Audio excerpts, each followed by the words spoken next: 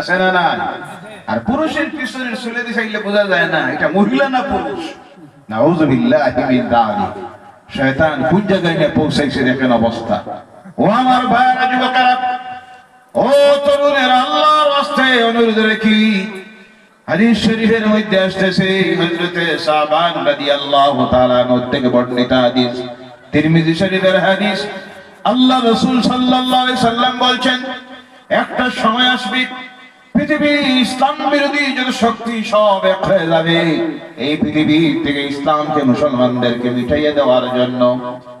সাহাবায়ে কেরামরা প্রশ্ন করেন, ইয়া রাসূলুল্লাহ সাল্লাল্লাহু আলাইহি সাল্লাম, এই সময় পৃথিবী থেকে মুসলমানদের সংখ্যা কম হবে? আল্লাহ রাসূল বলেন, আমার সাহাবীরা, মুসলমানদের সংখ্যা কম হবে না, অগণিত মুসলমানরা হবে। সাহাবায়ে কেরাম প্রশ্ন করেন, তাহলে মুসলমানদের এই করুণ অবস্থা কেন হবে?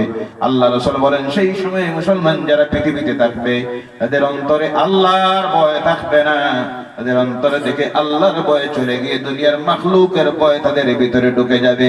আর বলুন তো এই সময় আইছে না বাকি রইছে? দুই নম্বরে আল্লাহ রাসূল বলেন, তাদের ভিতরে মৌতের ভয় ঢুকে যাবে, মৌতের ভয় তাদের ভিতরে ঢুকে যাবে, দুনিয়ার প্রতি তারা লালায়িত হয়ে যাবে।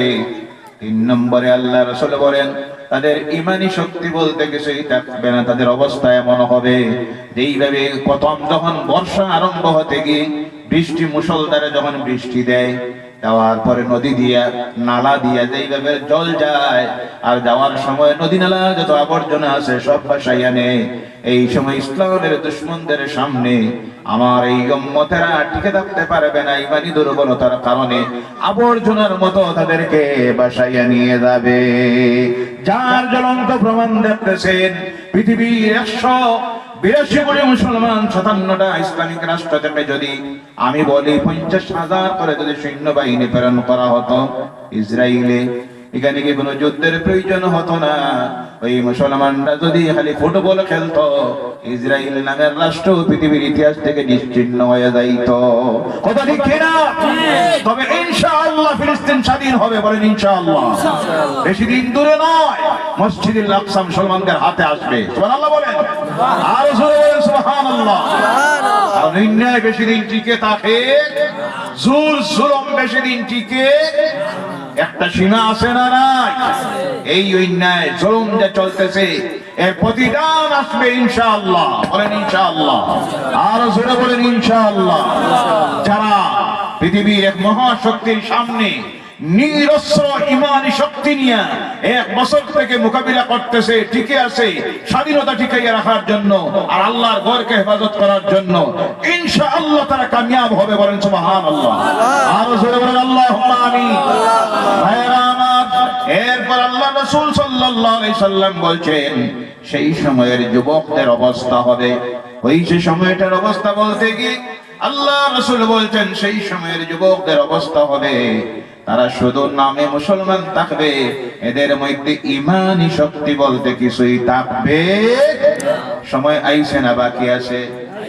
ও আমার ভাইরা, যুবকেরা, তরুণেরা, বলতেছিলাম অনেক যুবক আছে রাত্রিতে ঘুমানোর সময় হাফ প্যান্ট লাগাইয়া ঘুমায়, আসে না নাই? জোরে বলেন নাউজুবিল্লাহ। একজন পুরুষের জন্য সর্ব অবস্থায় নাভির উপর থেকে কতটুক, নাভির উপর থেকে হাঁটুর নিচ পর্যন্ত ঢেকে রাখা ফরজ। কথা বোঝা গেছে? এর মধ্যে যদি কোনো অংশ বাইর করে গুনাহে কবিরা করলো। কি করলো? গুনাহে কাবীরা। একজন পুরুষের জন্য সর্ব অবস্থায় নিজের শরীরটাকে ঢেকে রাখা হলো সুন্নত। কথা বোঝা যাক? মাথাটা ঢেকে রাখা, কথা বোঝা যাইতেছে? সুন্নত।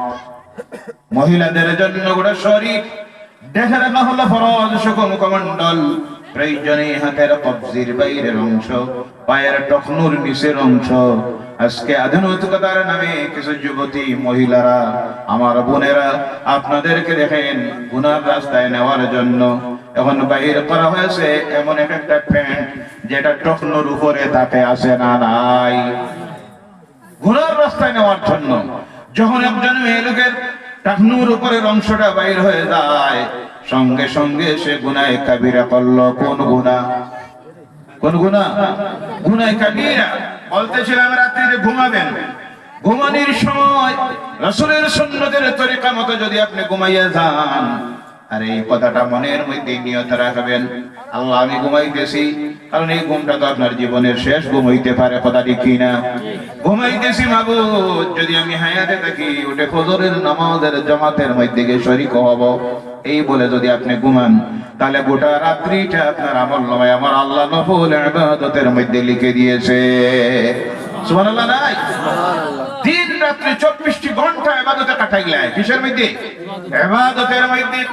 এর জন্য তো আমার আল্লাহ বলছেন ওয়া মা খালাকাতুল জিন্না ওয়াল ইনসা ইল্লা লিয়াবুদুন, তোমাদেরকে আমি সৃষ্টি করেছি জিন্নাত আর মানুষকে আমার ইবাদতের জন্য। এর জন্য একজন মানুষ মুত্তাকি মুসলমান যদি হয়, তার জন্য প্রয়োজন হলো দিবারাত্রি সে আল্লাহর ইবাদতের মধ্যে যেন কাটায়। তার ব্যবসাটা হবে আল্লাহর নির্দেশ অনুযায়ী, চাকরি হবে আল্লাহর নির্দেশ অনুযায়ী, শ্রমিক তার ডিউটিটা হবে আল্লাহর নির্দেশ অনুযায়ী, রাজনীতিবিদের রাজনীতিটা হবে আল্লাহর নির্দেশ অনুযায়ী। এই যদি হয়, তাহলে আল্লাহর বান্দা জন্মগ্রহণ করলো, 70 বছর বয়সে জমিন থেকে গেল, আমলনামা যেদিন খোলা হবে কিয়ামতের দিন, দেখা যাবে আল্লাহর বান্দা 70টা বছর আল্লাহর ইবাদতের মধ্যে কাটাইয়া এসে গেছে। বলো সুবহানাল্লাহ। আমলনামায় গুনাহ বলতে কিছুই নাই। সেই দিন আল্লাহর পক্ষ থেকে আপনাকে সালাম জানানি হবে। আল্লাহর পক্ষ থেকে ফেরেশতারা বলবেন সালামুন কাওলাম মির রাব্বির রহিম ওয়া আমতাজুল ইয়াওমা আইয়ুহাল মুজরিমুন। তোমার রব আল্লাহর পক্ষ থেকে তোমার প্রতি শান্তি বর্ষিত হচ্ছে, আর ওই মুজরিমিন যারা অপরাধী যারা, তাদের থেকে তুমি আলাদা হয়ে যাও। সুবহানাল্লাহ।